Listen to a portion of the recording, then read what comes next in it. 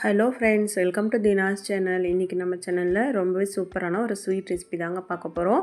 கரும்பு அல்வா எப்படி பண்ணுறதுன்னு பார்க்க போகிறோங்க. நம்ம பொங்கலுக்கு வாங்கின கரும்பு மீதி இருந்துச்சு அப்படின்னா கண்டிப்பாக இந்த அல்வா ரெசிபியை ட்ரை பண்ணி பாருங்கள். வாயில் வச்சோடனே கரைஞ்சி போயிடும், அவ்வளோ டேஸ்ட்டாக இருக்குங்க. வாங்க எப்படி செய்யுதுன்னு பார்க்கலாம். இப்போ அது பண்ணுறதுக்கு நான் இந்த அளவுக்கு கரும்பு எடுத்துருக்கேங்க. கரும்போட தோலெல்லாம் சீவிட்டு அது நடுவில் இருக்கக்கூடிய அந்த ஹார்டான பகுதியை ரிமூவ் பண்ணிவிட்டு இந்த மாதிரி குட்டி குட்டியாக கட் பண்ணி எடுத்துக்கோங்க. இப்போ அதை ஒரு மிக்ஸி ஜாரில் சேர்த்து நம்ம ஃபஸ்ட்டு நல்லா அரைச்சி ஜூஸ் எடுத்துக்கலாங்க. கொஞ்சமாக தண்ணி சேர்த்து இதை நல்லா அரைச்சி எடுத்துக்கோங்க. அரைக்கிறதுக்கும் ஈஸியாக தாங்க இருக்கும். இப்போ பாருங்கள், நான் நல்லாவே அரைச்சி எடுத்துகிட்டு வந்துட்டேன். இப்போ நம்ம ஜூஸை மட்டும் பிழிஞ்சு எடுக்க போகிறோங்க. அதுக்கு இந்த மாதிரி ஒரு ஃபில்டர் வச்சு நல்லா பிழிஞ்சு எடுத்துக்கோங்க. ஜூஸ் மட்டும்தாங்க நமக்கு தேவை. இந்த மாதிரி கையால் பிழிஞ்சு எடுக்கும் போது ரொம்பவே ஈஸியாக கிடச்சிருங்க ஜூஸு. இப்போ பாருங்கள், ஜூஸ் எல்லாமே ஃபில்டர் பண்ணி எடுத்தாச்சு. இப்போ இதை அப்படியே வச்சிடலாங்க. இப்போ இன்னொரு பவுலில் ஒரு 2 டீஸ்பூன் அளவுக்கு கார்ன்ஃப்ளவர் மாவு சேர்த்துக்கலாங்க.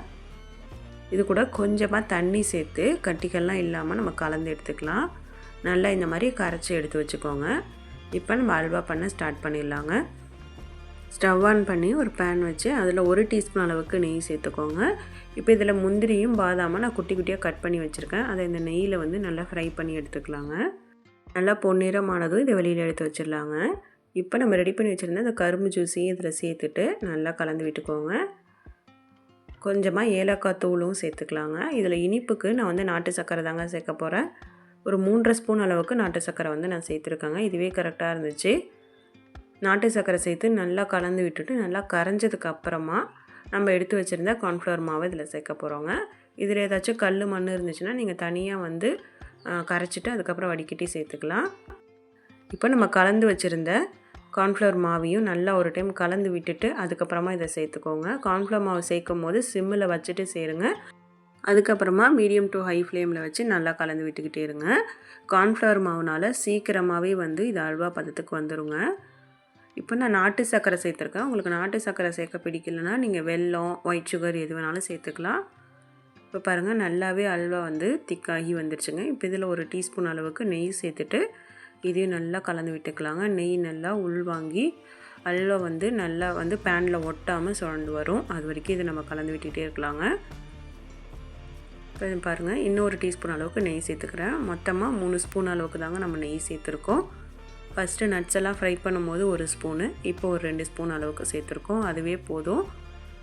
இப்போ பாருங்கள், அல்வா நல்லாவே ரெடி ஆகிடுச்சுங்க. பாருங்கள், கொஞ்ச நேரத்துலேயே நல்லா அல்வா பதத்துக்கு வந்துருச்சுங்க. இப்போ சிம்மில் வச்சுட்டு நம்ம முன்னாடியே ஃப்ரை பண்ணி வச்சுருந்தா நட்ஸை இதில் சேர்த்து நல்லா ஒரு டைம் கலந்து விட்டுட்டு நம்ம ஸ்டவ் ஆஃப் பண்ணிடலாங்க. இது ஆறினோடனே இன்னுமே நல்லா திக்காகிடுங்க. இந்த மாதிரி ஸ்டேஜ்லேயே நம்ம ஸ்டவ் ஆஃப் பண்ணி இறக்கி வச்சிடலாம்.